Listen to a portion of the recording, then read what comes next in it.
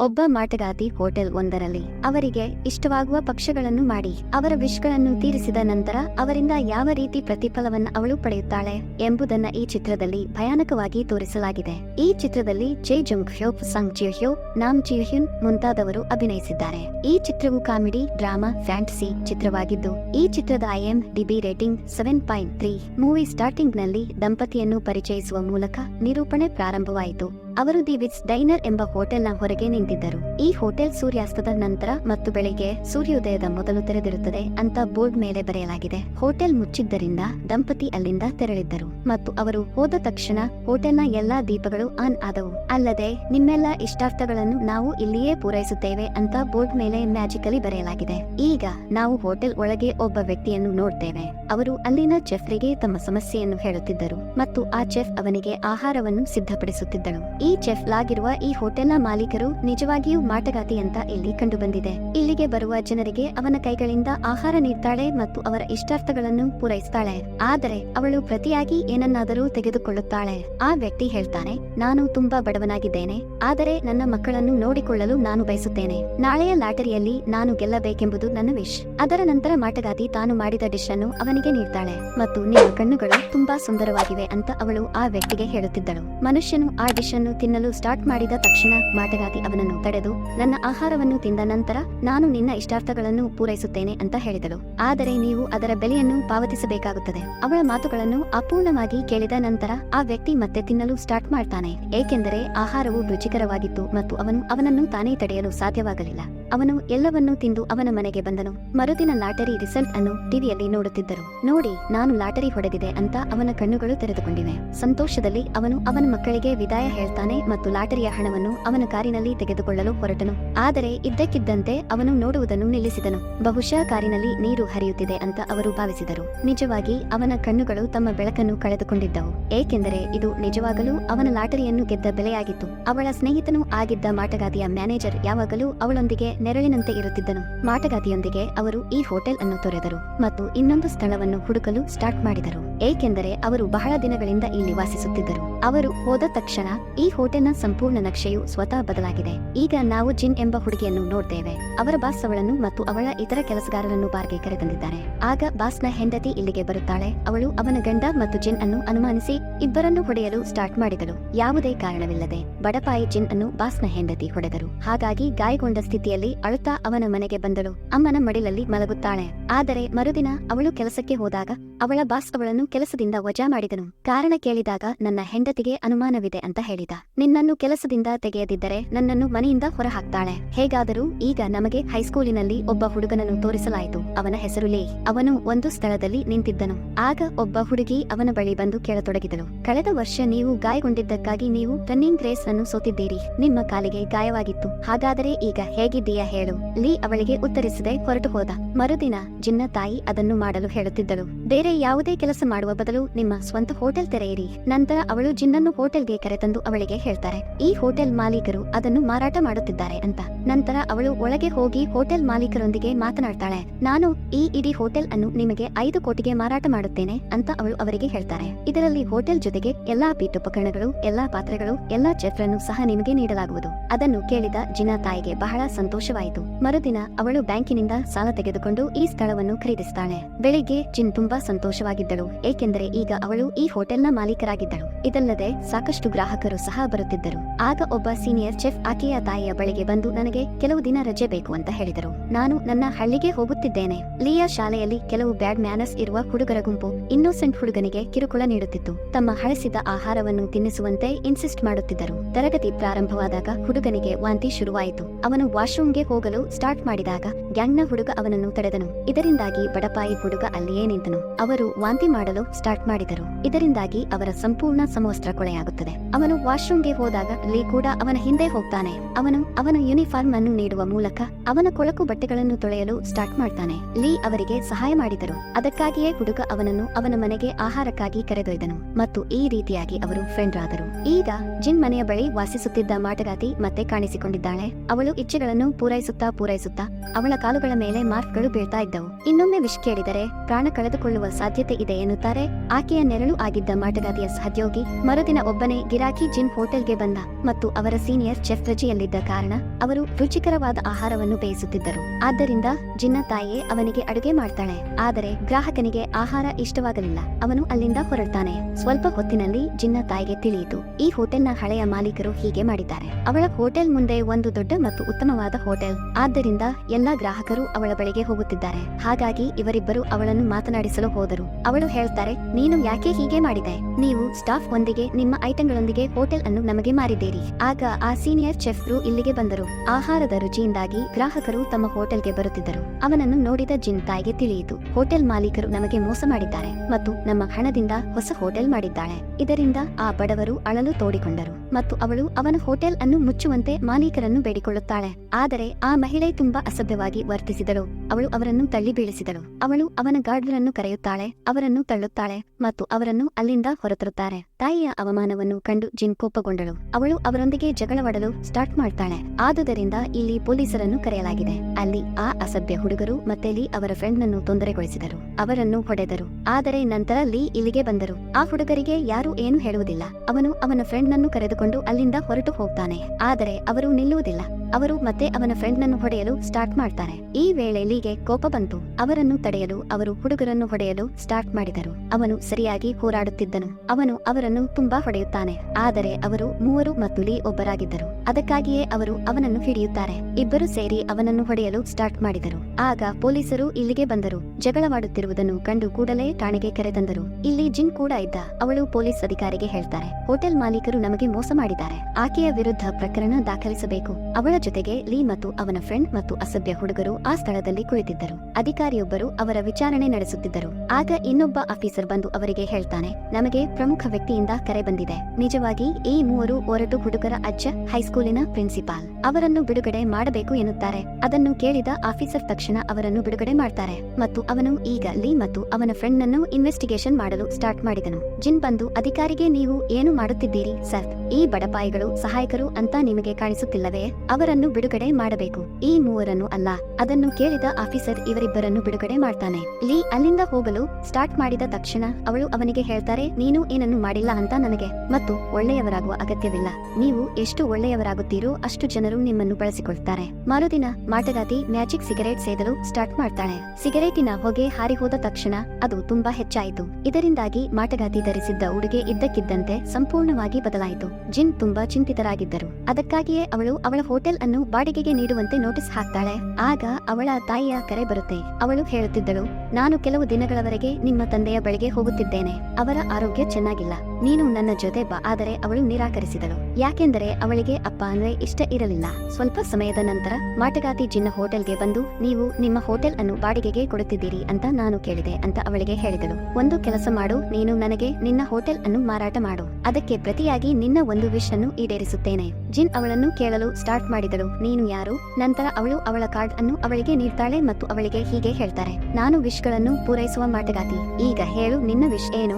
ಜಿನ್ಗೆ ನಂಬಲಾಗಲಿಲ್ಲ. ಆದರೆ ಇನ್ನು ಅವಳು ತಮಾಷೆಯಾಗಿ ಹೇಳ್ತಾರೆ, ನಾನು ಈ ಹೋಟೆಲ್ನ ಹಳೆಯ ಮಾಲೀಕರಿಂದ ಸೇಡು ತೀರಿಸಿಕೊಳ್ಳಲು ಬಯಸುತ್ತೇನೆ. ಅದನ್ನು ಕೇಳಿದ ಮಾಟಗಾತಿ ಅವಳ ಮಾಯಾಜಾಲದೊಂದಿಗೆ ಅಗ್ರಿಮೆಂಟ್ ಮಾಡಿಕೊಳ್ಳುತ್ತಾಳೆ ಮತ್ತು ಅದರ ಮೇಲೆ ಜಿನ್ ಸೈನ್ ಅನ್ನು ತೆಗೆದುಕೊಳ್ಳುತ್ತಾಳೆ. ಅದರ ನಂತರ ಅವಳು ಅವಳ ಬ್ಯಾಗ್ನಿಂದ ಸಾಮಾನುಗಳನ್ನು ಹೊರತೆಗೆಯುತ್ತಾಳೆ ಮತ್ತು ಜಿನ್ನ ವಿಶ್ ಅನ್ನು ಪೂರೈಸಲು ಡಿಶ್ ಅನ್ನು ತಯಾರಿಸಲು ಸ್ಟಾರ್ಟ್ ಮಾಡ್ತಾಳೆ. ಅವಳು ಅದನ್ನು ಪೂರ್ಣಗೊಳಿಸುತ್ತಾಳೆ ಮತ್ತು ಅವಳಿಗೆ ತಿನ್ನಲು ಕೊಡ್ತಾಳೆ. ರುಚಿಕರವಾದ ಡಿಶ್ ಅನ್ನು ನೋಡಿದ ಜಿನ್ ಅವಳನ್ನು ತಡೆಯಲು ಸಾಧ್ಯವಾಗಲಿಲ್ಲ.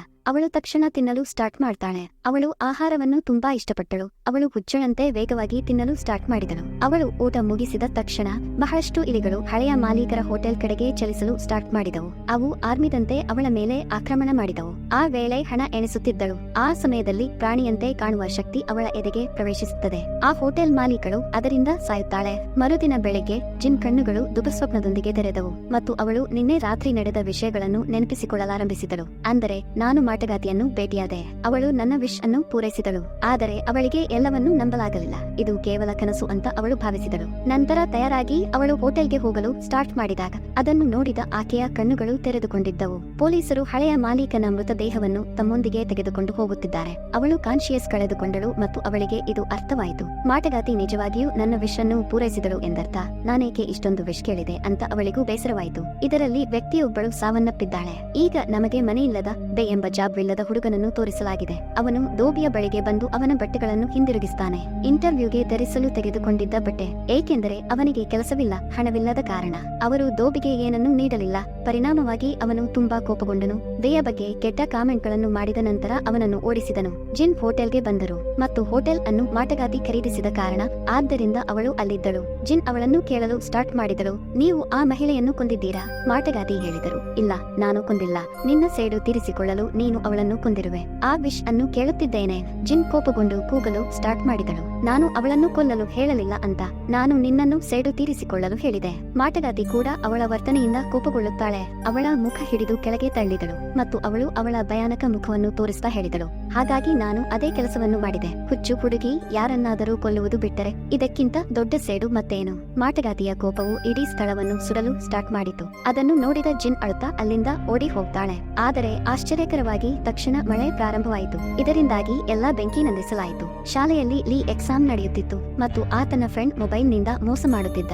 ಈ ವಿಷಯ ಅಸಭ್ಯ ತಂಡದ ಲೀಡರ್ನಿಗೆ ಗೊತ್ತಿತ್ತು. ಅವನನ್ನು ಬಲೆಗೆ ಬೀಳಿಸಲು ಅವನು ಲೀಯ ಫ್ರೆಂಡ್ನಿಗೆ ಕರೆ ಮಾಡ್ತಾನೆ. ಅವರ ಮೊಬೈಲ್ ವೈಬ್ರೇಟ್ ಆದ ಕೂಡಲೇ ಟೀಚರ್ ಅವರ ಬಳಿ ಬಂದರು. ಮೋಸ ಹೋಗಿರುವುದು ಗೊತ್ತಾಗಿ ಪೇಪರ್ ಕಿತ್ತುಕೊಂಡು ಪೇಪರ್ ಕ್ಯಾನ್ಸಲ್ ಆಗಿದೆ. ಆಗ ಅವನು ದುಃಖಿತನಾಗಿ ಅಲ್ಲಿಂದ ಹೋಗಬೇಕಾಯಿತು. ಎಕ್ಸಾಮ್ ಮುಗಿದ ನಂತರ ಲೀ ಅವನ ಫ್ರೆಂಡ್ ನನ್ನು ಹಿಂಬಾಲಿಸಲು ಸ್ಟಾರ್ಟ್ ಮಾಡಿದ ತಕ್ಷಣ ಅವನ ಕಾಲು ಇದ್ದಕ್ಕಿದ್ದಂತೆ ನೋಯಲಾರಂಭಿಸಿತು. ಅದಕ್ಕಾಗಿಯೇ ಅವರು ತಕ್ಷಣ ಆಸ್ಪತ್ರೆಗೆ ಹೋದರು. ಡಾಕ್ಟರು ಹೇಳಿದ್ದಾರೆ, ಅಲ್ಲಿ ನಿಮ್ಮ ಕಾಲಿಗೆ ಗಾಯವಾಗಿದೆ. ಅದೇ ಸ್ಥಳದಲ್ಲಿ ನೀವು ಮತ್ತೆ ಗಾಯಗೊಂಡಿದ್ದೀರಿ. ಆ ಅಸಭ್ಯ ಹುಡುಗರೊಂದಿಗೆ ಹೋರಾಡುವಾಗ ಗಾಯವು ನಿಜವಾಗಿಯೂ ಹೊಡೆದಿದೆ. ಅದಕ್ಕಾಗಿಯೇ ಡಾಕ್ಟರು ಅವನಿಗೆ ಹೇಳ್ತಾರೆ, ಈಗ ನೀವು ಇಡೀ ತಿಂಗಳು ರೆಸ್ಟ್ ತೆಗೆದುಕೊಳ್ಳಬೇಕು. ಜಿನ್ ಮಾಟಗಾತಿಯ ಹೋಟೆಲ್ಗೆ ಬಂದಳು. ಅವಳು ತುಂಬಾ ಕುಡಿದಿದ್ದಳು. ನನಗೇನು ಗೊತ್ತಿಲ್ಲ ಅಂತ ಮಾಟಗಾತಿಗೆ ಹೇಳಿದಳು. ನನಗೂ ಈ ಹೋಟೆಲ್ನ ಅರ್ಧದಷ್ಟು ಲಾಭ ಬೇಕು. ಆಶ್ಚರ್ಯಗೊಂಡ ಮಾಟಗಾತಿ ಅವಳನ್ನು ಏನನ್ನೂ ಮಾಡಲಿಲ್ಲ. ಲಾಭವನ್ನು ನೀಡಲು ಅವಳು ಒಪ್ಪಿಕೊಂಡಳು. ಅದರ ಮೇಲೆ ಸಂತೋಷದಿಂದ ಜಿನ್ ಹಿಂತಿರುಗುತ್ತಾಳೆ. ಲೀ ಅವನ ಫ್ರೆಂಡ್ ನನ್ನು ಭೇಟಿಯಾಗಲು ಆಸ್ಪತ್ರೆಗೆ ಹೋದನು, ಏಕೆಂದರೆ ಅವನ ಫ್ರೆಂಡ್ ಅವನನ್ನು ಕೊಲ್ಲಲು ಪ್ರಯತ್ನಿಸಿದನು. ಅವನ ಫ್ರೆಂಡ್ ದುಃಖಿತನಾಗಿ ಹೇಳ್ತಾನೆ, ನಾನು ಓದುವುದರಲ್ಲಿ ಒಳ್ಳೆಯವನಲ್ಲ ಅಥವಾ ನಾನು ಆಟವಾಡುವುದರಲ್ಲಿಯೂ ಅಲ್ಲ. ನಾನು ನಿಷ್ಪ್ರಯೋಜಕ. ನಾನು ಜೀವನದಲ್ಲಿ ಏನು ಮಾಡಬೇಕು? ನಾನು ಎಂತ ಹೇಳಿ ನನ್ನನ್ನು ಕೊಲ್ಲುವ ಧೈರ್ಯವೂ ಇಲ್ಲ. ಮಾಟಗಾತಿಯನ್ನು ಭೇಟಿಯಾಗಲು ಇನ್ನೊಬ್ಬ ಮಾಟಗಾತಿ ಬರುತ್ತಾಳೆ ಮತ್ತು ಎಲ್ಲವನ್ನೂ ನಿಲ್ಲಿಸಲು ಹೇಳ್ತಾಳೆ. ನೀವು ನಿಮ್ಮ ಮಿತಿಗಳನ್ನು ದಾಟಿದರೆ ನೀವು ಮಾಟಗಾರ್ತಿಯಾಗಿ ಮುಂದುವರಿಯುವುದಿಲ್ಲ. ನೀವು ಸಾಮಾನ್ಯ ವ್ಯಕ್ತಿಯಾಗುತ್ತೀರಿ. ಅದರ ಮೇಲೆ ಹಳೆಯ ಮಾಟಗಾತಿ ಕೋಪಗೊಂಡಳು. ಅವಳು ಉತ್ತರಿಸ್ತಾಳೆ, ನೀವು ಕ್ಯಾಮೆರಾದಂತೆ ನನ್ನ ಮೇಲೆ ಏಕೆ ಕಣ್ಣಿಟ್ಟಿದ್ದೀರಿ? ನಿಮ್ಮ ಕೆಲಸವನ್ನು ನೀವು ಮಾಡಲು ಸಾಧ್ಯವಿಲ್ಲವೇ? ಹೇಗಾದರೂ ನಾನು ನನ್ನ ಹೃದಯ ಬಯಸಿದ್ದನ್ನು ಮಾಡುತ್ತೇನೆ. ಹೀಗೆ ಹೇಳಿ ಅಲ್ಲಿಂದ ಹೊರಟಳು. ಲೀಗೂ ತುಂಬಾ ದುಃಖವಾಯಿತು. ಅವರು ಕಟ್ಟಡದ ರೂಫ್ ಮೇಲೆ ಬಂದರು. ಅವನು ಜಿಗಿದು ಆತ್ಮಹತ್ಯೆ ಮಾಡಿಕೊಳ್ಳಲು ಹೊರಟಿದ್ದ, ಏಕೆಂದರೆ ಅವರ ಕಾಲಿಗೆ ಗಾಯವಾಗಿತ್ತು. ಹಾಗಾಗಿ ಆತನಿಗೆ ಅವನ ತಂದೆಯ ಕನಸನ್ನು ನನಸಾಗಿಸಲು ಸಾಧ್ಯವಾಗುವುದಿಲ್ಲ. ಲೀ ಉತ್ತಮ ಆಟಗಾರನಾಗಬೇಕೆಂದು ಬಯಸಿದರು. ಅದರೊಂದಿಗೆ ಅವನು ಅವನ ಫ್ರೆಂಡ್ನಿಗೆ ಸಹಾಯ ಮಾಡಲು ಸಾಧ್ಯವಾಗಲಿಲ್ಲ. ಅವರು ಕಟ್ಟಡದಿಂದ ಜಿಗಿಯುವ ಮೊದಲು ಅವರ ಫ್ರೆಂಡ್ ಕರೆ ಮಾಡಿ ಹೇಳಿದ, ನಾನು ಈ ಜೀವನವನ್ನು ಬಿಡುವುದಿಲ್ಲ, ಆದರೆ ನಾನು ಹೋರಾಡುತ್ತೇನೆ. ಅದನ್ನು ಕೇಳಲು ಲೀ ತುಂಬಾ ಸಂತೋಷವಾಗುತ್ತೆ. ನನ್ನ ಫ್ರೆಂಡ್, ನೀನು ತುಂಬಾ ಒಳ್ಳೆಯ ನಿರ್ಧಾರ ತೆಗೆದುಕೊಂಡಿದ್ದೀಯಾ ಅಂತ ಹೇಳ್ತಾನೆ. ಒಬ್ಬ ವ್ಯಕ್ತಿ ಇಷ್ಟು ಬೇಗ ಧೈರ್ಯ ಕಳೆದುಕೊಳ್ಳಬಾರದು. ಕಷ್ಟಗಳೊಂದಿಗೆ ಹೋರಾಡುತ್ತಲೇ ಇರಬೇಕು. ಇದರಿಂದ ಲೀಗೂ ಧೈರ್ಯ ಬಂತು. ಆದ್ದರಿಂದ ಅವನು ಅವನ ಮನಸ್ಸಿನಿಂದ ಜಿಗಿಯುವ ಆಲೋಚನೆಯನ್ನು ತೆಗೆದುಹಾಕ್ತಾನೆ. ಮಾಟಗಾತಿಯ ಸಂಗಡಿಗನು ಅವನ ಮ್ಯಾಜಿಕ್ ತಂಡದೊಂದಿಗೆ ಹೋಟೆಲ್ಗೆ ಬಂದನು. ಅವನು ಹೋಟೆಲ್ನ ಸಂಪೂರ್ಣ ವಿನ್ಯಾಸ ಮತ್ತು ಅಲ್ಲಿ ಎಲ್ಲವನ್ನೂ ಬದಲಾಯಿಸ್ತಾನೆ. ಇದು ತುಂಬಾ ಸುಂದರವಾಗಿ ಕಾಣುತ್ತಿದೆ, ಈಗ ಸಾಕಷ್ಟು ಆಧುನಿಕವಾಗಿದೆ. ಆಗ ಜಿನ್ ಇಲ್ಲಿಗೆ ಬಂದರು. ಹೋಟೆಲ್ನ ಈ ಹೊಸ ರೂಪವನ್ನು ನೋಡಿ ಅವಳು ತುಂಬಾ ಆಶ್ಚರ್ಯಪಟ್ಟಳು. ಈ ಸೌಂದರ್ಯದಿಂದಾಗಿ ಅವಳು ಅದನ್ನು ತುಂಬಾ ಇಷ್ಟಪಟ್ಟಳು. ಅವಳು ಮಾಟಗಾತಿಯ ಸಹಚರನನ್ನು ಕೇಳುತ್ತಾಳೆ, ನಾನು ನಿಮ್ಮನ್ನು ಇಲ್ಲಿ ಮೊದಲ ಬಾರಿಗೆ ನೋಡಿದೆ ಅಂತ. ನೀವು ಯಾರು? ಅದರ ಮೇಲೆ ನಾನು ಮಾಟಗಾತಿಯ ಸಹೋದ್ಯೋಗಿ ಅಂತ ಅವನು ಹೇಳ್ತಾನೆ. ಮಾಟಗಾತಿಯ ನೆರಳು ಕೂಡ ಹೇಳಬಹುದು. ಆಗ ಮಾಟಗಾತಿ ಕೂಡ ಇಲ್ಲಿಗೆ ಬಂದಳು. ಮಾಟಗಾತಿಯ ಸಹೋದ್ಯೋಗಿ ಜಿನ್ಗೆ ಮರದ ಆಕಾರದ ಸಣ್ಣ ಮಡಕೆಯನ್ನು ಗಿಫ್ಟ್ ಆಗಿ ನೀಡ್ತಾನೆ. ಅದರೊಂದಿಗೆ ಪೊರಕೆಯೂ ಸಹ. ಜಿನ್ಗೆ ಏನು ಅನಿಸಿತು? ಖಂಡಿತವಾಗಿಯೂ ಮಾಟಗಾತಿ ಈ ಪೊರಕೆಯ ಸಹಾಯದಿಂದ ಹಾರಬಹುದು. ಈಗ ನಿಜವಾಗಲೂ ಜಿನ್ ಈ ಹೋಟೆಲ್ನಲ್ಲಿ ವಿಚ್ ಜೊತೆ ಕೆಲಸ ಮಾಡಲು ಹೊರಟಿದ್ದಳು. ಅವಳು ಮಾಟಗಾತಿಯನ್ನು ಕೇಳುತ್ತಾಳೆ, ನೀವು ರಾತ್ರಿಯಲ್ಲಿ ಈ ಹೋಟೆಲ್ ಅನ್ನು ಏಕೆ ತೆರೆಯುತ್ತೀರಿ? ಈ ಸಮಯದಲ್ಲಿ ಯಾರೂ ಇಲ್ಲಿಗೆ ಬರುವುದಿಲ್ಲ. ಇದು ಹಾಗೆ ಅಲ್ಲ ಅಂತ ಮಾಟಗಾತಿ ಹೇಳ್ತಾರೆ. ಯಾರೋ ಬರುತ್ತಿದ್ದಾರೆ, ತಯಾರಾಗಿ. ಸ್ವಲ್ಪ ಸಮಯದ ನಂತರಲ್ಲಿ ಆ ಹೋಟೆಲ್ನಿಂದ ಹಾದು ಹೋಗುತ್ತಿದ್ದ. ಇಂದು ಅವನು ಏನನ್ನೂ ತಿಂದಿರಲಿಲ್ಲ. ಅದಕ್ಕೆ ಹೋಟೆಲ್ ಒಳಗೆ ಬಂದ. ಜಿನ್ ಮತ್ತು ಆ ಇಬ್ಬರು ಒಬ್ಬರನ್ನೊಬ್ಬರು ನೋಡಿ ಆಶ್ಚರ್ಯಪಟ್ಟರು, ಏಕೆಂದರೆ ಅವರು ಈಗಾಗಲೇ ಪೊಲೀಸ್ ಠಾಣೆಯಲ್ಲಿ ಭೇಟಿಯಾಗಿದ್ದರು.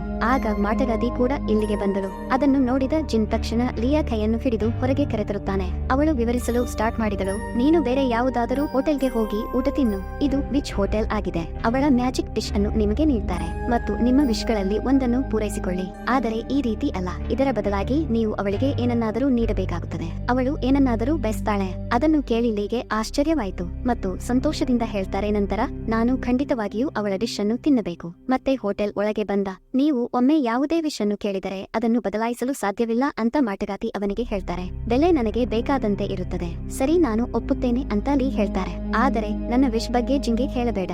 ಅದರ ನಂತರ ಮಾಟಗಾತಿ ಅವನಿಗೆ ಆಹಾರವನ್ನು ತಯಾರಿಸಲು ಸ್ಟಾರ್ಟ್ ಮಾಡ್ತಾಳೆ. ಹೋಗಿ ಸ್ವಲ್ಪ ಮಡಕೆ ಎಲೆಗಳನ್ನು ತೆಗೆದುಕೊಂಡು ಹೋಗು ಅಂತ ಜಿನ್ ಹೇಳ್ತಾಳೆ. ಮತ್ತು ನೆಲಮಾಳಿಗೆಯಿಂದ ಕೆಲವು ಗಿಡಮೂಲಿಕೆಗಳು. ಜಿನ್ ಮಡಕೆ ಎಲೆಗಳನ್ನು ಕತ್ತರಿಸಿದ ನಂತರ ಇದ್ದಕ್ಕಿದ್ದಂತೆ ಅದರ ಹಸಿರು ಬಣ್ಣವು ಕೆಂಪು ಬಣ್ಣದಿಂದ ಬದಲಾಯಿತು ಮತ್ತು ಅದು ಮಾತನಾಡಲು ಸ್ಟಾರ್ಟ್ ಮಾಡಿತು. ಇದು ಅವಳನ್ನು ತುಂಬಾ ಹೆದರಿಸಿತು ಮತ್ತು ಅವಳು ಗೊಂದಲದಲ್ಲಿ ಹಿಂತಿರುಗುತ್ತಾಳೆ ಮತ್ತು ಮಾಟಗಾತಿಯನ್ನು ಕರೆಯುತ್ತಾಳೆ. ಮಾಟಗಾತಿ ಅಲ್ಲಿಗೆ ಬಂದು ಜಿನ್ಗೆ ಹೇಳ್ತಾಳೆ, ಆಶ್ಚರ್ಯ ಪಡಬೇಡಿ, ಅದು ಮಾತನಾಡಬಲ್ಲದು ಅಂತ ನನಗೆ ತಿಳಿದಿದೆ. ಇದು ಸಸ್ಯ ಅಂತ ಅವರು ಹೇಳ್ತಾರೆ. ಅದು ಹೇಗೆ ಹೀಗೆ ಮಾತನಾಡಬಲ್ಲದು? ಆದರೆ ಅದನ್ನು ನಿರ್ಲಕ್ಷಿಸಿ ಅವಳು ನೆಲಮಾಳಿಗೆಗೆ ಬರುತ್ತಾಳೆ. ಗಿಡಮೂಲಿಕೆಗಳನ್ನು ಪಡೆಯಲು ಅಲ್ಲಿ ಬಹಳಷ್ಟು ಗಿಡಮೂಲಿಕೆಗಳು ಬಾಟಲಿಯಲ್ಲಿ ಇದ್ದವು, ವರ್ಣರಂಜಿತವಾಗಿದ್ದವು. ಅವಳು ತಂದು ಮಾಟಗಾತಿಗೆ ಕೊಡ್ತಾಳೆ. ಮಾಟಗಾತಿ ಗಿಡಮೂಲಿಕೆಗಳನ್ನು ಬೆರೆಸಿದಂತೆ ಆಗ ಹೊಗೆಯಂತಿದ್ದ ಶಕ್ತಿಯೊಂದು ಹೋಟೆಲ್ ಒಳಗೆ ಬರುವುದನ್ನು ನೋಡ್ತೇವೆ. ನಂತರ ಮಾಟಗಾತಿ ಲೀಗೆ ಆಹಾರವನ್ನು ಸಿದ್ಧಪಡಿಸ್ತಾಳೆ.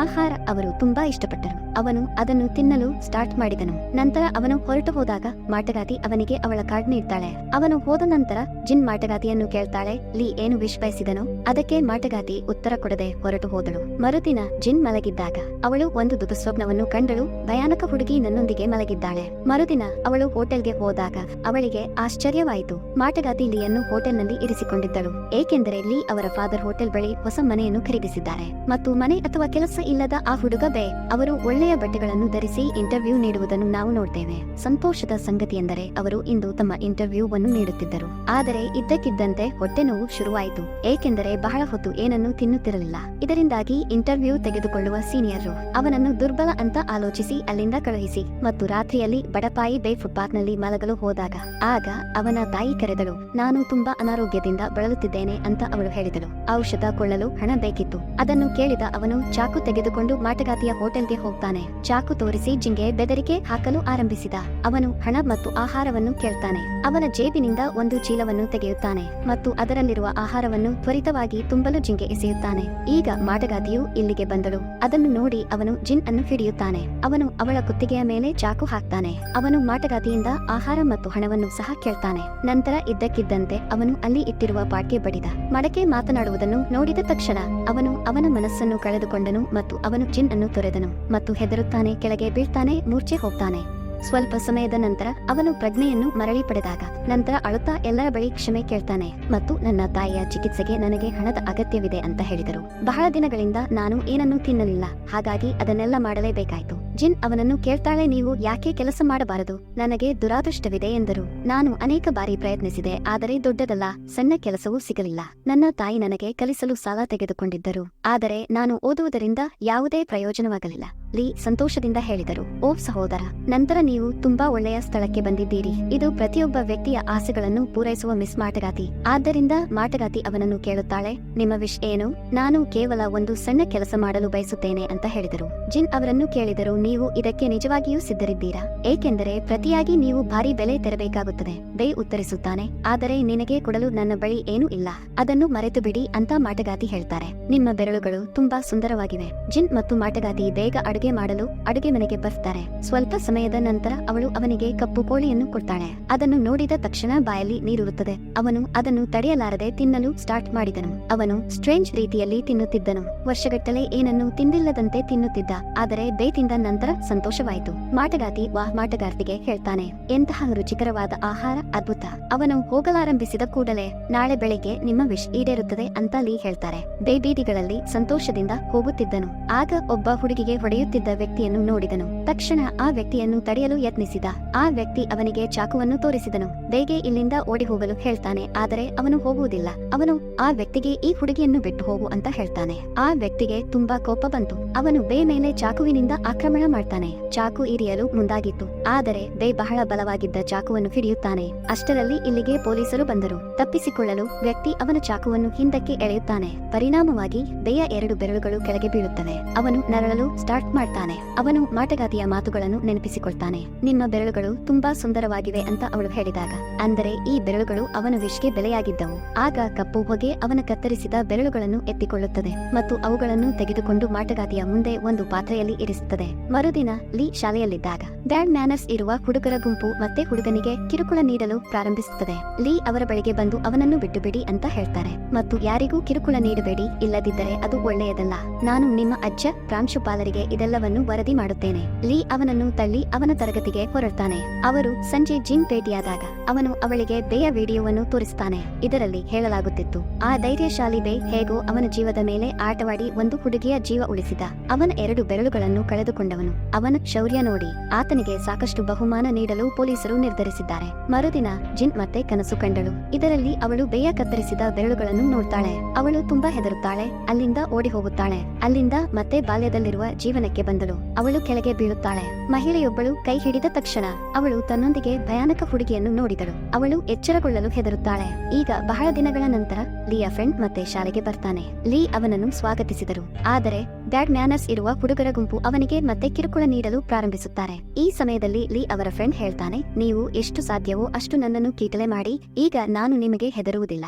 ಅದನ್ನು ಕೇಳಿದ ಹುಡುಗನಿಗೆ ಕೋಪ ಬಂತು. ಅವರು ಅವನನ್ನು ಕಾಲನಿಂದ ಹಿಡಿದು ನಿಲ್ಲುವಂತೆ ಮಾಡ್ತಾನೆ. ಅದನ್ನು ಕೇಳಿದ ನಂತರ ಲೀ ಅವನನ್ನು ಮುಕ್ತಗೊಳಿಸ್ತಾನೆ ಮತ್ತು ಹುಡುಗರ ಲೀಡರ್ನಿಗೆ ಹೇಳ್ತಾನೆ, ನೀವು ಏನು ಅಸಂಬದ್ಧವಾಗಿ ಮಾಡುತ್ತಿದ್ದೀರಿ, ನೀನು ಹುಚ್ಚನೆ. ಅವರ ಗುರುಗಳು ಬಂದಾಗ ನಂತರ ಇಬ್ಬರೂ ತಮ್ಮ ತಮ್ಮ ಆಸನಗಳಲ್ಲಿ ಕುಳಿತುಕೊಳ್ಳಬೇಕು. ಅಲ್ಲಿ ಜಿನ್ನ ತಾಯಿ ಅವನ ಗಂಡನ ಬಳಿಗೆ ಮರಳಿದಳು. ಜಿನ್ ಅವನ ತಾಯಿಗೆ ಹೇಳ್ತಾರೆ, ನಾನು ಅನೇಕ ದಿನಗಳಿಂದ ಸ್ಟ್ರೇಂಜ್ ಆದ ಕನಸುಗಳನ್ನು ಕಾಣುತ್ತಿದ್ದೇನೆ. ನಾನು ಈಗ ನನ್ನ ಬಾಲ್ಯವನ್ನು ನೋಡುತ್ತಿದ್ದೇನೆ. ಹಾಗಾದರೆ ನಾನು 5 ರಿಂದ 6 ವರ್ಷದವಳಿದ್ದಾಗ ಹೇಳು, ನನಗೆ ಏನಾದರೂ ಸಂಭವಿಸಿದೆ? ನನ್ನನ್ನು ಭೇಟಿಯಾಗಲು ಒಬ್ಬ ಮಹಿಳೆ ಬಂದಿದ್ದಳೆ. ಅಮ್ಮ ವಿಷಯವನ್ನು ಡೈವರ್ಟ್ ಮಾಡಿ ಹೇಳ್ತಾರೆ, ಇಲ್ಲ ನನ್ನ ಮಗಳೇ, ಅಂಥದ್ದೇನೂ ಇಲ್ಲ, ಇದು ನಿಮ್ಮ ಕನಸಾಗಿತ್ತು, ಅದನ್ನು ಮರೆತು ಬಿಡಿ. ಮರುದಿನ ಲೀ ಮತ್ತು ಜಿನ್ ಕೆಲಸದಿಂದ ಹಿಂದಿರುಗುತ್ತಿದ್ದಾಗ ನಂತರ ಅವನು ಜಿನ್ನನ್ನು ಕೇಳ್ತಾನೆ, ಬಿಡುವಿನ ದಿನ ನೀನು ನನ್ನ ಜೊತೆ ಊಟಕ್ಕೆ ಬರುತ್ತೀಯಾ? ಅದಕ್ಕೆ ಅವಳು ಒಪ್ಪುತ್ತಾಳೆ. ಮರುದಿನ ಅವಳು ಹೋಟೆಲ್ಗೆ ಬಂದಾಗ ರಾತ್ರಿಯಲ್ಲಿ ಉಳಿದ ಆಹಾರವನ್ನು ಅವಳು ನೋಡ್ತಾಳೆ. ಅವಳಿಗೆ ತಡೆಯಲಾಗಲಿಲ್ಲ.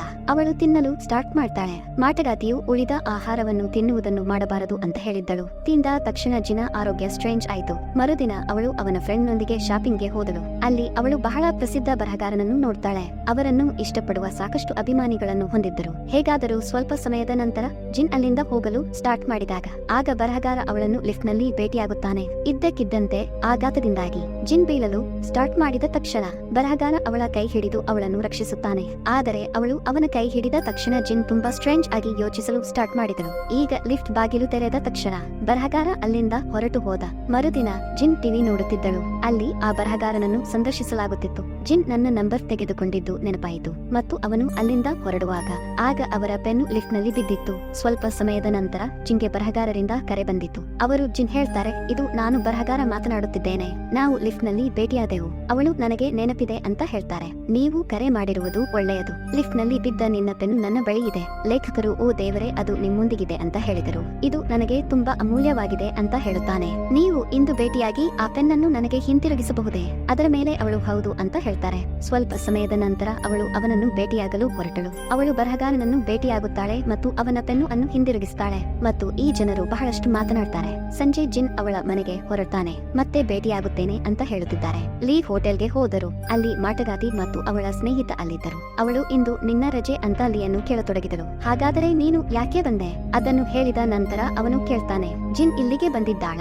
ಏಕೆಂದರೆ ಇಂದು ಅವಳು ನನ್ನೊಂದಿಗೆ ಚಲನಚಿತ್ರ ನೋಡಲು ಹೋಗಬೇಕೆಂದು ಮತ್ತು ಡಿನ್ನರ್ಗೆ ಕರೆದಿದ್ದಳು. ನಂತರ ಮಾಟಗಾತಿಯ ಸಹಚರ ಅವನನ್ನು ತನ್ನೊಂದಿಗೆ ಕರೆದೊಯ್ದನು. ಅವನನ್ನು ಮದ್ಯಪಾನ ಮಾಡಲು ಕರೆದೊಯ್ದನು ಮತ್ತು ಮಗು ಯಾರಿಗಿಂತ ಹೆಚ್ಚಿನದನ್ನು ನಿರೀಕ್ಷಿಸಬೇಡಿ ಅಂತ, ಏಕೆಂದರೆ ನಿಮ್ಮ ಭರವಸೆ ಮುರಿದಾಗ ನೀವು ತುಂಬಾ ತೊಂದರೆಯಲ್ಲಿರುತ್ತೀರಿ. ಮರುದಿನ ಒಬ್ಬ ಮುದುಕಿ ಕಾಣಿಸ್ತಾಳೆ. ಅವಳ 40 ವರ್ಷದ ಮಗನನ್ನು ಮಗುವಿನಂತೆ ಎಬ್ಬಿಸುತ್ತಿದ್ದಳು. ಏಕೆಂದರೆ ಅವನ ಮನಸ್ಸು ಸ್ವಲ್ಪ ಮಗುವಿನಂತಿತ್ತು. ಮುದುಕಿ ತುಂಬಾ ಚಿಂತಿತಳಾದಳು. ಯಾಕೆಂದರೆ ಅವಳನ್ನು ಬಿಟ್ಟರೆ ಮಗನನ್ನು ನೋಡಿಕೊಳ್ಳಲು ಯಾರೂ ಇರಲಿಲ್ಲ. ಮುಗ್ಧತೆಯ ಜೊತೆಗೆ ತುಂಬಾ ಸೋಮಾರಿಯೂ ಆಗಿದ್ದ ಜಿನ್ ಎಚ್ಚರವಾದಾಗ ಬರಹಗಾರನ ಬಗ್ಗೆ ಯೋಚಿಸ್ತಾಳೆ. ಅವಳು ಸಂತೋಷವನ್ನು ಅನುಭವಿಸಲು ಸ್ಟಾರ್ಟ್ ಮಾಡ್ತಾಳೆ. ಅವಳು ಅವನನ್ನು ಇಷ್ಟಪಡಲು ಸ್ಟಾರ್ಟ್ ಮಾಡಿದಳು ಅಂತ ಅನಿಸಿತು. ಲೀ ಅವನ ತಂದೆಗೆ ಹೇಳ್ತಾನೆ, ಅಪ್ಪ, ನಾನು ಹೈಸ್ಕೂಲ್ ಬಿಟ್ಟು ಯೂನಿವರ್ಸಿಟಿಗೆ ಹೋಗಬೇಕೆಂದಿದ್ದೇನೆ. ಅದರ ಮೇಲೆ ಅವನ ಫಾದರ್ ತಕ್ಷಣ ಒಪ್ಪುತ್ತಾರೆ. ಮರುದಿನ ಅವನು ಶಾಲೆಗೆ ಬಂದನು. ಏಕೆಂದರೆ ಅವರು ಇಲ್ಲಿಂದ ತಮ್ಮ ಪ್ರವೇಶವನ್ನು ಸ್ಟಾಪ್ ಮಾಡಿದರು. ಅವನು ಅವನ ಫ್ರೆಂಡ್ನಿಗೆ ಹೇಳ್ತಾನೆ, ಸರಿ ಫ್ರೆಂಡ್, ನಿನ್ನನ್ನು ನೋಡಿಕೊಳ್ಳಿ, ನಾವು ಮತ್ತೆ ಭೇಟಿಯಾಗುತ್ತೇವೆ. ಇಷ್ಟು ಹೇಳಿ ಹೋಗತೊಡಗಿದ.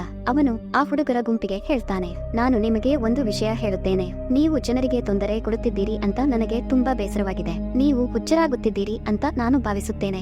ನೀವೇ ಉತ್ತಮ ಡಾಕ್ಟರಿಂದ ಚಿಕಿತ್ಸೆ ಪಡೆಯಬೇಕು. ನಂತರ ಇಲ್ಲಿಂದ ಹೋಟೆಲ್ಗೆ ಹೋದರು. ಅಲ್ಲಿ ಅವನು ಜಿನ್ ಅನ್ನು ಭೇಟಿಯಾಗುತ್ತಾನೆ ಮತ್ತು ನಾನು ಸ್ಕೂಲನ್ನು ತೊರೆದಿದ್ದೇನೆ ಅಂತ ಅವನು ಹೇಳ್ತಾನೆ. ಏಕೆಂದರೆ ಈಗ ನಾನು ಯೂನಿವರ್ಸಿಟಿದಲ್ಲಿ ಪ್ರವೇಶ ಪಡೆಯುತ್ತೇನೆ. ಪ್ರವೇಶಕ್ಕಾಗಿ ನಾನು ಪರೀಕ್ಷೆಗೆ ತಯಾರಿ ನಡೆಸುತ್ತಿದ್ದೇನೆ. ಅದನ್ನು ಕೇಳಿ ಜಿನ್ಗೆ ಸಂತೋಷವಾಯಿತು. ಆಗ ಅವಳು ಹೇಳ್ತಾರೆ, ನಾನು ನಿನ್ನೆ ನಿನ್ನ ಜೊತೆ ಹೋಗಿಲ್ಲ, ಕ್ಷಮಿಸಿ. ಲೀ ಸ್ಮೈಲ್ನೊಂದಿಗೆ ಉತ್ತರಿಸ್ತಾನೆ, ತೊಂದರೆ ಇಲ್ಲ ಜಿನ್, ನಾವು ಇನ್ನೊಮ್ಮೆ ಹೋಗುತ್ತೇವೆ. ಈಗ ಮರುದಿನ ಆ ಮುದುಕಿ ಅವನ ಹೋಟೆಲ್ನಲ್ಲಿ ಅವಳು ಜಿನ್ಗೆ ತಿನ್ನಲು ನೀಡುವ ಸಿಹಿಯಾದ ವಸ್ತುವನ್ನು ತಂದಳು ಮತ್ತು ಕೇಳ್ತಾಳೆ, ನನ್ನ ಪ್ರಿಯ, ನಿನ್ನ ವಯಸ್ಸು ಎಷ್ಟು? ನನಗೆ 27 ವರ್ಷ ಅಂತ ಜಿನ್ ಹೇಳಿದರು. ಮುದುಕಿ ಮತ್ತೆ ಕೇಳಿದಳು, ಸರಿ, ನೀವು ಒಂಟಿಯಾಗಿದ್ದೀರಾ ಅಥವಾ ಮದುವೆಯಾಗಿದ್ದೀರಾ? ನಾನು ಒಂಟಿಯಾಗಿದ್ದೇನೆ ಅಂತ ಜಿನ್ ಹೇಳ್ತಾಳೆ. ಆದರೆ ಇದನ್ನೆಲ್ಲ ಯಾಕೆ ನನ್ನಲ್ಲಿ ಕೇಳುತ್ತಿದ್ದೀಯಾ? ಮುದುಕಿ ಉತ್ತರಿಸ್ತಾಳೆ, ಏಕೆಂದರೆ ನನ್ನ ಮಗನಿಗೆ ಈಗಷ್ಟೇ 40 ವರ್ಷ. ಅವನು ತುಂಬಾ ಮುದ್ದಾದ ಮತ್ತು ಸುಂದರ ಯುವಕ. ಅವನು ಮದುವೆಯಾಗಬೇಕೆಂದು ನಾನು ಬಯಸುತ್ತೇನೆ. ಅದಕ್ಕಾಗಿ ನಾನು ನಿನ್ನಂತಹ ಹುಡುಗಿಯನ್ನು ಹುಡುಕುತ್ತಿದ್ದೇನೆ. ಹೀಗೆ ಹೇಳುತ್ತಾ ಅವನ ಮಗನ ಚಿತ್ರವನ್ನು ಜಿನ್ಗೆ ತೋರಿಸ್ತಾಳೆ ಮತ್ತು ಲೀ ಕಡೆಗೆ ತೋರಿಸ್ತಾ ಹೇಳ್ತಾರೆ, ನನ್ನ ಮಗನನ್ನು ನೋಡಿ ಅವನು ಅವನಿಗಿಂತ ಚೆನ್ನಾಗಿ ಕಾಣುತ್ತಾನೆ. ಜಿನ್ ಅದನ್ನು ಇಲ್ಲ ಅಂತ ನಿರಾಕರಿಸ್ತಾಳೆ. ನಾನು ಈಗಾಗಲೇ ಬೇರೊಬ್ಬರನ್ನು ಇಷ್ಟಪಡುತ್ತೇನೆ. ಅದನ್ನು ಕೇಳಿ ಮುದುಕಿ ಹೊರಟು ಹೋದಳು. ತಕ್ಷಣ ಮಾಟಗಾತಿ ಇಲ್ಲಿಗೆ ಬರುತ್ತಾಳೆ. ನನ್ನ ಹೋಟೆಲ್ನಿಂದ ಖಾಲಿ ಹೊಟ್ಟೆಯಲ್ಲಿ ಯಾರಿಗೆ ಕಳುಹಿಸಿದ್ದೀರಿ ಅಂತ ಕೇಳ್ತಾಳೆ. ಹೊರಗೆ ಮುದುಕಿ ಹೋಟೆಲ್ನ ಬೋರ್ಡ್ ನೋಡ್ತಾಳೆ. ಅದರ ಮೇಲೆ ಬರೆಯಲಾಗಿದೆ, ನಿಮ್ಮ ಯಾವುದೇ ವಿಶ್ ಅನ್ನು ನಾವು ಪೂರೈಸಬಹುದು. ಆದರೆ ಆಕೆ ಅದನ್ನು ನಿರ್ಲಕ್ಷಿಸಿ ಅಲ್ಲಿಂದ ಹೊರಟು ಹೋದಳು. ಈಗ ಮತ್ತೆ ಹೋಟೆಲಿನಲ್ಲಿ ಆ ದೊಡ್ಡ ಮಾಟಗಾತಿ ಬಂದಳು. ನಿಜವಾಗಲೂ ಈ ಹಳೆಯ ಮಾಟಗಾತಿಯ ತಾಯಿ ನನಗೆ ಇದು ಇಷ್ಟವಿಲ್ಲ ಅಂತ ಹೇಳ್ತಾರೆ. ಯಾರಾದರೂ ನನ್ನ ಜೀವನದಲ್ಲಿ ಈ ರೀತಿ ಹಸ್ತಕ್ಷೇಪ ಮಾಡುವುದು ಇಷ್ಟವಿಲ್ಲ. ಸ್ವಲ್ಪ ಸಮಯದ ನಂತರ ಜಿನ್ ಮಾಟಗಾತಿಯ ಬಳಿಗೆ ಬರ್ತಾಳೆ ಮತ್ತು ನನಗೆ ತುಂಬಾ ಸ್ಟ್ರೇಂಜ್ ಆಗಿ ಅನಿಸುತ್ತಿದೆ ಅಂತ ಹೇಳ್ತಾಳೆ. ನನಗೆ ಸ್ಟ್ರೇಂಜ್ ಕನಸುಗಳು ಬರುತ್ತವೆ. ಇದರಲ್ಲಿ ನಾನು ನನ್ನ ಬಾಲ್ಯ ಮತ್ತು ಮಹಿಳೆಯನ್ನು ನೋಡಬಹುದು. ಅಷ್ಟೇ ಅಲ್ಲ, ಜನರ ನೆನಪುಗಳನ್ನು ಓದಬಲ್ಲೆ. ಅದರ ಮೇಲೆ ಮಾಟಗಾತಿ ಹೇಳ್ತಾರೆ, ಇವು ದೇವರಿಂದ ಗಿಫ್ಟ್ ಆಗಿ ಪಡೆದ ನಿಮ್ಮ ಗುಣಗಳು. ಜಿನ್ ಕೇಳ್ತಾಳೆ, ನಾನು ಕೂಡ ಮಾಟಗಾತಿಯಾಗಬಹುದೇ? ಮಾಟಗಾತಿ ನಿಜವಾಗಿ ಉತ್ತರಿಸ್ತಾಳೆ, ದೇವರು ನಮಗೆ 2 ಮಾರ್ಗಗಳನ್ನು ನೀಡ್ತಾನೆ. ತದನಂತರ ಅದನ್ನು ನಮಗೆ ಬಿಡ್ತಾರೆ. ನಾವು ಯಾವ ಮಾರ್ಗವನ್ನು ಆರಿಸಿಕೊಳ್ಳಬೇಕು ಮತ್ತು ಈಗ ನೀವು ನಿರ್ಧರಿಸಬೇಕು. ನೀವು ಯಾವ ರೀತಿಯಲ್ಲಿ ತೆಗೆದುಕೊಳ್ಳಬೇಕೆಂದು ಬಯಸುತ್ತೀರಿ? ದೇ ಒಂದು ಹುಡುಗಿಯನ್ನು ಮದುವೆಯಾಗಲು ಹೊರಟಿದ್ದನು. ಮಾಟಗಾತಿಯ ಹೋಟೆಲ್ ಬಗ್ಗೆಯೂ ಹೇಳ್ತಾನೆ. ಅಲ್ಲಿ ವಿಶ್ಗಳು ಈಡೇರುತ್ತವೆ. ಅವನ ಪಕ್ಕದಲ್ಲಿ ಕುಳಿತಿದ್ದ ಮುದುಕಿ ಅವಳು ಅವನನ್ನು ಕೇಳಲು ಸ್ಟಾರ್ಟ್ ಮಾಡಿದಳು, ಇದು ನಿಜವೇ? ಇದು ಸಾಧ್ಯವೇ? ಹೌದು ಅಂತ ಬೇ ಉತ್ತರಿಸುತ್ತಾನೆ. ನನಗೆ ಸಿಕ್ಕಿದ ಒಳ್ಳೆಯ ಕೆಲಸವೇ ನನ್ನ ವಿಶ್ ಆಗಿತ್ತು. ಆದರೆ ಅದರ ಬೆಲೆ ನನ್ನ 2 ಬೆರಳುಗಳನ್ನು ಕಳೆದುಕೊಂಡು ತೆರಬೇಕಾಯಿತು. ಅದನ್ನು ಕೇಳಿ ಮುದುಕಿ ಮಾಟಗಾತಿಯ ಹೋಟೆಲ್ಗೆ ಬಂದಳು ಮತ್ತು ನನ್ನ ಮಗನಿಗೆ ಒಳ್ಳೆಯ ಹೆಂಡತಿ ಸಿಗಲಿ ಅಂತ ವಿಶ್ ಕೇಳಿಕೊಳ್ಳುತ್ತಾಳೆ. ಪ್ರತಿಯಾಗಿ ನಾನು ಏನು ಬೇಕಾದರೂ ಕೊಡಲು ಸಿದ್ಧ. ಆದರೆ ಮಾಟಗಾತಿ ಅವಳ ನೆನಪುಗಳನ್ನು ಕೇಳುತ್ತಾಳೆ. ಅವಳು ಮತ್ತು ಜಿನ್ ಅಡುಗೆ ಮನೆಗೆ ಬಂದರು. ವಯಸ್ಸಾದ ಮಹಿಳೆಯ ಡಿಶ್ ಅನ್ನು ತಯಾರಿಸಲು ಇಲ್ಲಿ ಮಾಟಗಾತಿ ಜಿನ್ಗೆ ಡಿಶ್ ಅನ್ನು ಆಯ್ಕೆ ಮಾಡಲು ಅವಕಾಶವನ್ನು ನೀಡುತ್ತಾಳೆ. ಜಿನ್ ಪುಸ್ತಕವನ್ನು ಓದಲು ಸ್ಟಾರ್ಟ್ ಮಾಡ್ತಾಳೆ. ಲೀ ನೋಡ್ತಾನೆ, ಆ ಪುಸ್ತಕವು ಸಂಪೂರ್ಣವಾಗಿ ಕಪ್ಪು ಬಣ್ಣದ್ದಾಗಿದ್ದರು. ಆದರೂ ಜಿನ್ ಅದನ್ನು ಓದಲು ಸಾಧ್ಯವಾಗುತ್ತದೆ ಮತ್ತು ಅವನು ಅದನ್ನು ನೋಡಿ ಆಶ್ಚರ್ಯಚಕಿತನಾದನು. ಜಿನ್ ನೂಡಲ್ಸ್ ಅನ್ನು ಆರಿಸ್ತಾಳೆ. ಮಾಟಗಾತಿ ನೂಡಲ್ಸ್ ಮಾಡಿ ಮುದುಕಿಗೆ ತಿನ್ನಲು ಕೊಡ್ತಾಳೆ. ಅವಳಿಗೂ ಮಾಟಗಾತಿಯ ಊಟ ತುಂಬಾ ಇಷ್ಟವಾಗಿತ್ತು. ಆದರೆ ಮರುದಿನ ಆ ಮುದುಕಿ ತೀರಾ ಸ್ಟ್ರೇಂಜ್ ಸ್ಥಿತಿಯಲ್ಲಿ ಕಂಡಳು. ಯಾಕೆಂದರೆ ಅವಳು ಎಲ್ಲವನ್ನೂ ಮರೆತಿದ್ದಳು. ಅಂದರೆ ಅವಳ ನೆನಪು ಮಾಯವಾಗಿತ್ತು. ಅವಳ ಸ್ಥಿತಿಯನ್ನು ಕಂಡು ಜಿನ್ಗೆ ತುಂಬಾ ಕೋಪ ಬಂತು. ಅವಳು ಮಾಟಗಾತಿಯ ಬಳಿ ಹೋಗಿ ಅವಳ ಮೇಲೆ ಕೋಪಗೊಳ್ಳಲು ಸ್ಟಾರ್ಟ್ ಮಾಡಿದಳು. ನಾನು ಆ ಡಿಶ್ ಅನ್ನು ಆರಿಸಿದ್ದೇನೆ ಅಂತ ಅವಳು ಹೇಳ್ತಾರೆ. ಆದ್ದರಿಂದ ಮುದುಕಿ ಅವಳ ಎಲ್ಲಾ ಕೆಟ್ಟ ನೆನಪುಗಳನ್ನು ಅಳಿಸಬಹುದು. ಆದರೆ ಅವಳು ಅವನ ಎಲ್ಲಾ ನೆನಪನ್ನು ಕಳೆದುಕೊಂಡಿದ್ದಾಳೆ. ಆಕೆಗೆ ಅವನ ಮಗನನ್ನು ಗುರುತಿಸಲು ಸಾಧ್ಯವಾಗುತ್ತಿಲ್ಲ. ಮಾಟಗಾತಿ ಉತ್ತರಿಸ್ತಾಳೆ, ಆದ್ದರಿಂದ ಮುದುಕಿ ಅವನ ಮಗನ ಸಂತೋಷಕ್ಕಾಗಿ ನಾನು ಏನು ಮಾಡಬಹುದು? ಅವಳು ಈ ಬೆಲೆಯನ್ನು ಪಾವತಿಸಿದ್ದಾಳೆ. ಏಕೆಂದರೆ ಒಬ್ಬ ವ್ಯಕ್ತಿಯು ಸಂತೋಷವನ್ನು ಸಾಧಿಸಲು ತುಂಬಾ ಹುಚ್ಚನಾಗಿದ್ದಾನೆ. ಅವನು ಏನು ಬೇಕಾದರೂ ನೀಡಬಲ್ಲನು. ಜಿನ್ ಕೋಪದಿಂದ ಹೇಳಿದರು, ನಾನು ಈ ಹೋಟೆಲ್ ಅನ್ನು ಬಿಡುತ್ತಿದ್ದೇನೆ. ಈ ಎಲ್ಲಾ ಸಂದರ್ಭಗಳಿಂದ ನಾನು ಬೇಸರಗೊಂಡಿದ್ದೇನೆ. ಇಂದಿನಿಂದ ನಾನು ಸಾಮಾನ್ಯ ಜೀವನವನ್ನು ನಡೆಸುತ್ತೇನೆ ಮತ್ತು ಹಿಂತಿರುಗುವುದಿಲ್ಲ. ನಾನು ಮತ್ತೆ ಹೋಟೆಲ್ಗೆ ಬರುವುದಿಲ್ಲ. ಅವಳು ಹೋದ ನಂತರ ಗಿರಾಕಿಗಳು ಬಂದು ಹೋಗುವ ಪ್ರಕ್ರಿಯೆ ಮುಂದುವರಿಯಿತು. ಮಾಟಗಾತಿ ಅವಳ ಕೆಲಸವನ್ನು ಮಾಡುತ್ತಿದ್ದಳು. ಆದರೆ ಅದರೊಂದಿಗೆ ಅವಳು ಜಿನ್ನನ್ನು ನೆನಪು ಮಾಡಿಕೊಳ್ಳುತ್ತಿದ್ದಳು ಮತ್ತು ಲೀಗೆ ಯಾವುದೇ ಭಾವನೆ ಇರಲಿಲ್ಲ. ಮುದುಕಿಯ ಮಗ ಒಬ್ಬನೇ ಇದ್ದ.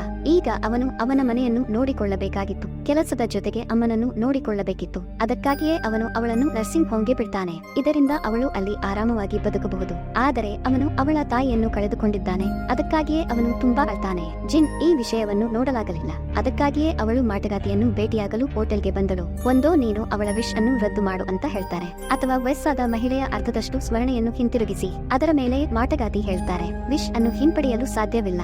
ಆದರೆ ನೀವು ಅವರ ಕಥೆಯನ್ನು ಕೊನೆಯವರೆಗೂ ನೋಡಿ ಆಮೇಲೆ ಹೇಳು ಅವರು ಖುಷಿಯಾಗಿದ್ದಾರೋ ಇಲ್ಲವೋ. ಏಕೆಂದರೆ ಕೆಟ್ಟ ಸಮಯದ ನಂತರ ಯಾವಾಗಲೂ ಒಳ್ಳೆಯ ಸಮಯ ಇರುತ್ತದೆ. ವೃದ್ಧಾಶ್ರಮದಲ್ಲಿ ಮುದುಕಿಯ ಸ್ಥಿತಿ ಹದಗೆಡುತ್ತಿತ್ತು. ಅದಕ್ಕಾಗಿಯೇ ಮಗ ಅವಳನ್ನು ಮನೆಗೆ ಕರೆತಂದನು. ಅಲ್ಲಿ ಅವನು ಅವಳ ಬಾಲ್ಯದ ಫ್ರೆಂಡ್ ನನ್ನು ಭೇಟಿಯಾದನು. ಇಬ್ಬರು ಒಬ್ಬರನ್ನೊಬ್ಬರು ಇಷ್ಟಪಟ್ಟರು ಮತ್ತು ಈಗ ಮದುವೆಯಾಗಲು ನಿರ್ಧರಿಸಿದ್ದಾರೆ. ಮತ್ತು ಇಂದು ಇಲ್ಲಿ ವೃದ್ಧೆಯ ವಿಶ್ ಈಡೇರಿದೆ. ಅಂದರೆ ಮಗನಿಗೆ ಹೆಂಡತಿ ಸಿಕ್ಕಳು. ವಯಸ್ಸಾದ ಮಹಿಳೆ ಮನೆಗೆ ಬಂದಿದ್ದಾಳೆಂದು ಜಿನ್ ತಿಳಿದಾಗ ಹಾಗಾಗಿ ಅವಳನ್ನು ಭೇಟಿಯಾಗಲು ಅವಳ ಮನೆಗೆ ಬಂದಳು. ಮುದುಕಿಯನ್ನು ನೋಡಿಕೊಳ್ಳಲು ಯಾರೋ ಬಂದಿರುವುದನ್ನು ಅವಳು ನೋಡ್ತಾಳೆ. ಅವಳ ಮಗನ ಹೆಂಡತಿ. ಅವಳಿಗೂ ಅರ್ಥವಾಗುತ್ತಿತ್ತು ಆ ಮುದುಕಿಯ ವಿಶ್ ಈಡೇರಿತು. ಆಶ್ಚರ್ಯವೆಂಬಂತೆ ಮುದುಕಿಯ ನೆನಪು ಕೂಡ ಸ್ವಲ್ಪ ಸ್ವಲ್ಪ ಹಿಂದಕ್ಕೆ ಬಂತು. ಅವಳ ವಿಶ್ ಈಡೇರಿದೆ ಅಂತ ಜಿನ್ಗೆ ಹೇಳ್ತಾರೆ ಮತ್ತು ಈ ಕಾರಣದಿಂದಾಗಿ ನಾನು ತುಂಬಾ ಸಂತೋಷವಾಗಿದ್ದೇನೆ. ಈಗ ನಾನು ಯಾವುದರ ಬಗ್ಗೆಯೂ ತಲೆ ಕೆಡಿಸಿಕೊಳ್ಳುವುದಿಲ್ಲ. ನಾನು ಅದೃಷ್ಟವಂತೆ ಅಂತ ಭಾವಿಸುತ್ತೇನೆ. ನನ್ನ ಮಗನ ಸಂತೋಷವನ್ನು ನಾನು ನೋಡಲು ಸಾಧ್ಯವಾಗುತ್ತದೆ ಅಂತ. ಅದನ್ನು ಕೇಳಿ ಖುಷಿಪಟ್ಟ ಜಿನ್ ಮತ್ತೆ ಹೋಟೆಲ್ಗೆ ಬಂದಳು. ಮತ್ತೆ ಅವಳನ್ನು ನೋಡಿದಲ್ಲಿಗೂ ತುಂಬಾ ಖುಷಿಯಾಯಿತು. ಮಾರನೇ ದಿನ ಮುದುಕಿಯ ಮಗನ ಮದುವೆ ಹೋಟೆಲ್ ಒಂದರಲ್ಲಿ ನಡೆಯುತ್ತಿತ್ತು. ಅದನ್ನು ಬಹಳ ವಿಜೃಂಭಣೆಯಿಂದ ಮಾಡಲಾಗುತ್ತಿತ್ತು. ಜಿನ್ ಅವನ ಮದುವೆಗೆ ಬರಲು ಬರಹಗಾರನಿಗೆ ಹೇಳ್ತಾಳೆ. ಆದರೆ ಅವನು ನಿರಾಕರಿಸಿದಾಗ ಅವಳು ಲೀ ಜೊತೆ ಹೋದಳು. ಅವರು ವೃದ್ಧೆ ಮತ್ತು ಅವರ ಮಗನನ್ನು ತುಂಬಾ ಅಭಿನಂದಿಸಿದರು. ಜಿನ್ ತುಂಬಾ ಸಂತೋಷಪಟ್ಟರು. ವಯಸ್ಸಾದ ಮಹಿಳೆಯ ಇಡೀ ಕುಟುಂಬಕ್ಕೆ ದೇವರಿಗೆ ಧನ್ಯವಾದಗಳು ಅಂತ ಯೋಚಿಸಿ ಇಂದು ತುಂಬಾ ಸಂತೋಷವಾಗಿದೆ. ಈಗ ಹಾಲ್ದಲ್ಲಿ ಜಿನ್ ಬರಹಗಾರನನ್ನು ಒಂದೇ ಸ್ಥಳದಲ್ಲಿ ನೋಡ್ತಾಳೆ. ಅವನು ಇನ್ನೊಂದು ಹಾಲ್ಗೆ ಹೋಗುತ್ತಿದ್ದನು. ಆದರೆ ಜಿನ್ ಕೂಡ ಅವನನ್ನು ಹಿಂಬಾಲಿಸಲು ಸ್ಟಾರ್ಟ್ ಮಾಡಿದಳು ಮತ್ತು ಲೀ ಅವನನ್ನು ಹಿಂಬಾಲಿಸಲು ಸ್ಟಾರ್ಟ್ ಮಾಡಿದಳು. ಜಿನ್ ಆ ಹಾಲ್ಗೆ ಬಂದು ನೋಡ್ತಾಳೆ. ಬರಹಗಾರ ಈಗಾಗಲೇ ಮದುವೆಯಾಗಿದ್ದಾನೆ. ಅವರಿಗೆ ಒಬ್ಬ ಮಗಳು ಇದ್ದಾಳೆ ಮತ್ತು ಇಲ್ಲಿ ಬರಹಗಾರನು ಅವನ ಮಗಳ ಮೊದಲ ಹುಟ್ಟುಹಬ್ಬವನ್ನು ಅವನ ಹೆಂಡತಿಯೊಂದಿಗೆ ಆಚರಿಸಲು ಬಂದಿದ್ದ. ಅದನ್ನು ನೋಡಿದ ಜಿನ್ ಮತ್ತು ಲೀ ತುಂಬಾ ಆಶ್ಚರ್ಯಪಟ್ಟರು. ಜಿನ್ ತುಂಬಾ ದುಃಖಿತಳಾಗಿದ್ದಳು. ಅವಳು ಬ್ರೇಕ್ ಡೌನ್ ಆಗ್ತಾಳೆ. ಅವಳ ಸ್ಥಿತಿಯನ್ನು ನೋಡಿ ಲೀ ಅವಳನ್ನು ಮನೆಗೆ ಬಿಡಲು ಬಂದನು. ಆದರೆ ಅವನು ಹಿಂತಿರುಗುವಾಗ ಬರಹಗಾರನ ಕಾರು ಜಿನ್ ಮನೆಗೆ ಹೋಗುವುದನ್ನು ಅವನು ನೋಡ್ತಾನೆ. ಏಕೆಂದರೆ ಜಿನ್ ನನ್ನ ಸತ್ಯವನ್ನು ಕಂಡುಕೊಂಡಿದ್ದಾಳೆ ಅಂತ ಅವನು ಕಂಡುಕೊಂಡನು. ಬರಹಗಾರ ಒಳಗೆ ಬಂದು ಅವಳನ್ನು ಒಪ್ಪಿಸಲು ಸ್ಟಾರ್ಟ್ ಮಾಡಿದನು. ಆದರೆ ಜಿನ್ ತುಂಬಾ ಕೋಪಗೊಂಡಳು. ನಾನು ನಿನ್ನೊಂದಿಗೆ ಮಾತನಾಡಲು ಬಯಸುವುದಿಲ್ಲ ಅಂತ ಅವಳು ಹೇಳ್ತಾರೆ. ಮೋಸಗಾರ, ಇಲ್ಲಿಂದ ಹೋಗು. ಅವರ ವಾದವು ಬಹಳಷ್ಟು ಹೆಚ್ಚಾಗುತ್ತದೆ. ಕೋಪಗೊಂಡ ಬರಹಗಾರ ಅವಳನ್ನು ಹೊಡೆಯಲು ಸ್ಟಾರ್ಟ್ ಮಾಡ್ತಾನೆ. ಆಗ ಲೀ ಕೂಡ ಒಳಗೆ ಬಂದನು. ಅವನು ಬರಹಗಾರ ಹೊಡೆಯುವುದನ್ನು ನಿಲ್ಲಿಸ್ತಾನೆ ಮತ್ತು ಅವನನ್ನು ಹಿಂದಕ್ಕೆ ಎಳೆಯುತ್ತಾನೆ. ಅವನು ಅವನ ಮುಖದ ಮೇಲೆ ಬಲವಾಗಿ ಹೊಡೆಯುತ್ತಾನೆ ಮತ್ತು ಅವರ ಹೋರಾಟ ಪ್ರಾರಂಭವಾದದ್ದು ಹೀಗೆ. ಈ ಪರಿಸ್ಥಿತಿಯನ್ನು ನೋಡಿದ ಜಿನ್ ಪೊಲೀಸರಿಗೆ ಕರೆ ಮಾಡ್ತಾಳೆ. ಹೀಗಾಗಿ ಅವರನ್ನು ಠಾಣೆಗೆ ಕರೆತರ್ತಾರೆ. ಅಲ್ಲಿ ಬರಹಗಾರ ಹೇಳಿಕೆ ನೀಡಲು ಸ್ಟಾರ್ಟ್ ಮಾಡಿದನು. ಜಿನ್ ನನ್ನ ಫ್ರೆಂಡ್, ನಾವು ಈಗ ಫ್ರೆಂಡ್ ಆಗಿದ್ದೇವೆ. ಲೀ ಕೂಡ ಒಳಗೆ ಬಂದನು. ಅದನ್ನು ಕೇಳಿದ ಜಿನ್ ಈ ಮನುಷ್ಯ ಸುಳ್ಳು ಹೇಳುತ್ತಿದ್ದಾನೆ ಅಂತ ಹೇಳ್ತಾಳೆ. ಇದಕ್ಕೂ ನನಗೂ ಯಾವುದೇ ಸಂಬಂಧವಿಲ್ಲ. ಆಗ ಪೊಲೀಸರು ಲೀಯನ್ನು ಕೇಳಿದಾಗ ಜಿನ್ ಜೊತೆಗೆ ನಿಮ್ಮ ಸಂಬಂಧವೇನು?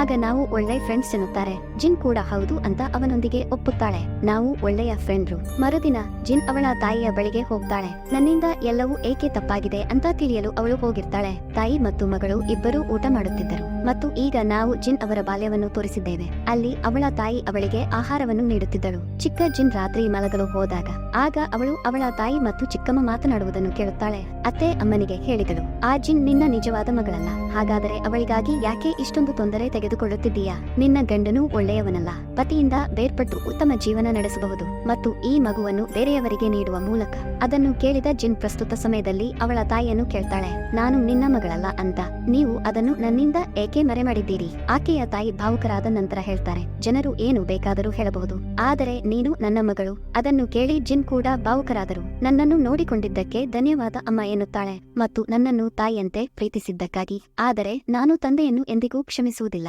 ಯಾವಾಗಲೂ ನಿಮಗೆ ತೊಂದರೆ ಕೊಟ್ಟಿದ್ದಾರೆ. ಅಮ್ಮ ಹೌದು ಮಗಳೇ ಎನ್ನುತ್ತಾಳೆ. ಇದೇ ಸತ್ಯ. ತೊಂದರೆ ನಮ್ಮ ಜೀವನದ ಒಂದು ಭಾಗವಾಗಿದೆ. ಆದರೆ ಪ್ರತಿಯೊಂದು ತೊಂದರೆಯೂ ಕಾಲಾನಂತರದಲ್ಲಿ ಕೊನೆಗೊಳ್ಳುತ್ತದೆ. ಮತ್ತು ಮಗಳೇ, ನೀವು ನನ್ನ ಜೀವನದಲ್ಲಿ ಬಂದು ನೀವು ಸಂತೋಷದಿಂದ ತುಂಬಿದ್ದೀರಿ. ನೀನು ನನ್ನ ತುಂಬಾ ಒಳ್ಳೆಯ ಮಗಳು. ನಂತರ ತಾಯಿ ಮತ್ತು ಮಗಳು ಅಳಲು ಸ್ಟಾರ್ಟ್ ಮಾಡಿದರು.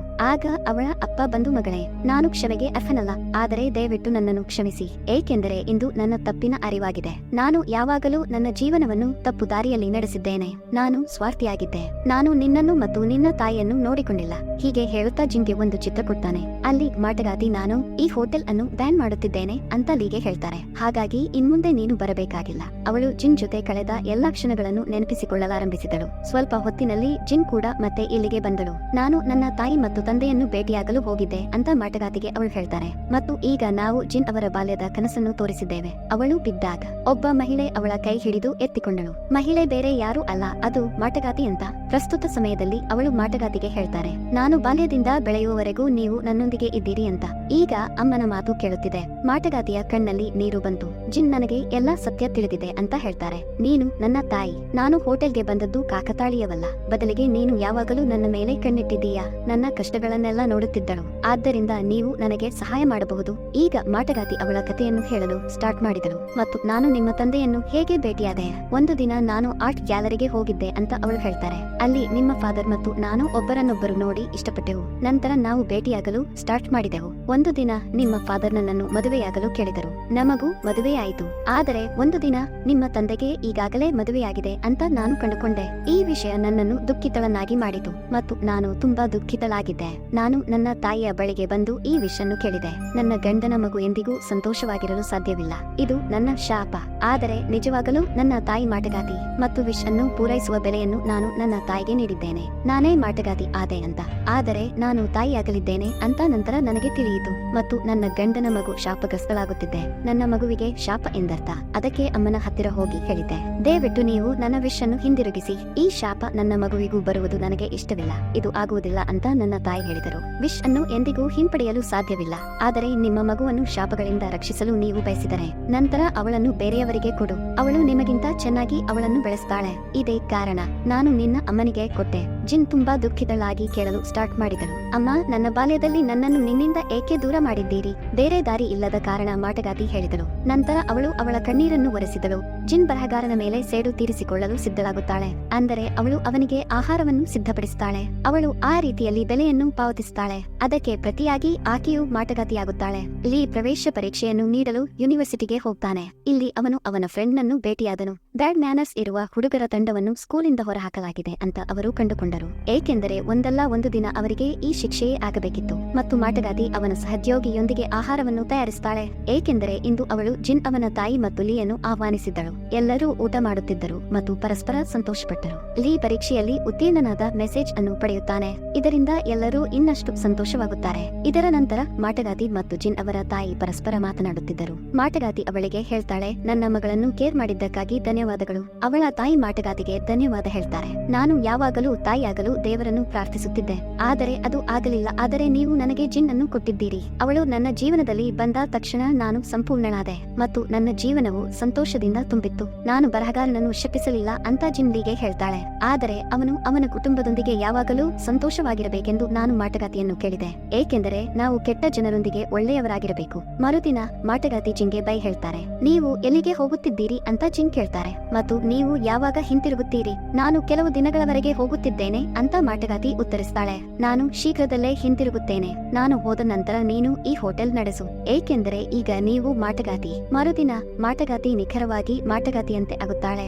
ಆದರೆ ಲೀ ಅವನ ಸಹೋದ್ಯೋಗಿ ಅವಳ ನೆರಳನ್ನು ಇಷ್ಟಪಡ್ತಾನೆ. ಮಾಟಗಾತಿಯ ಸಹೋದ್ಯೋಗಿ ಅವನ ಮ್ಯಾಜಿಕ್ ದಂಡವನ್ನು ಲೀಗೆ ನೀಡ್ತಾನೆ. ಅದರ ಮೇಲೆ ಲೀ ಅಂತ ಬರೆಯಲಾಗಿದೆ.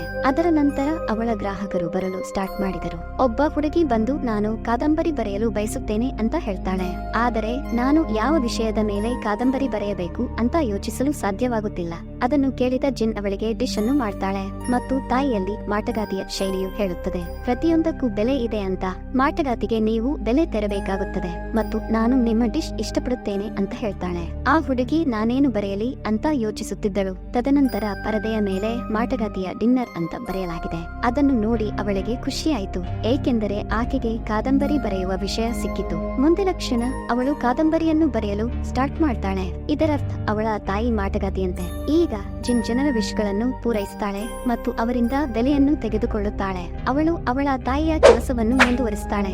ಆದರೆ ಅವಳು ತುಂಬಾ ಒಳ್ಳೆಯವಳು. ಆದ್ದರಿಂದ ಅವಳು ಯಾರಿಗೂ ಹಾನಿ ಮಾಡುವುದಿಲ್ಲ. ಇದರೊಂದಿಗೆ ಈ ಚಿತ್ರ ಇಲ್ಲಿಗೆ ಮುಗಿಯುತ್ತದೆ. ಫ್ರೆಂಡ್ಸ್, ಈ ವಿಡಿಯೋ ನಿಮ್ಗೆ ಇಷ್ಟ ಆಗಿರಬಹುದು ಅಂತ ಅಂದುಕೊಳ್ಳುತ್ತೇನೆ.